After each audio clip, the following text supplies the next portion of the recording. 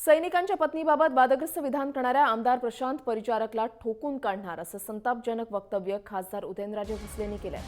देशाचं रक्षण करणाऱ्यांबद्दल असं बोलणं अशोभनीय असल्याचं देखील खासदार उदयनराजे भोसलेंनी सांगितलेलं आहे।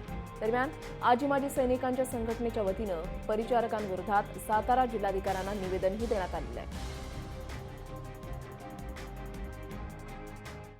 लाज वाटायला पाहिजे, कसं बोलायचं, काय बोलायचं, कधी बोलायचं, हे लोक सगळे सैनिक संपूर्ण आयुष्याची आहुती देतात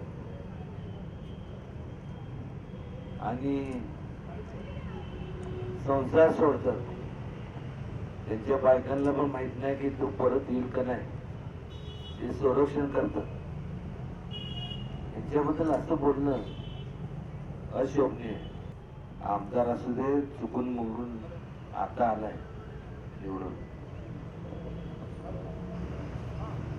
त्याला ठोकणार म्हणजे ठोकणार।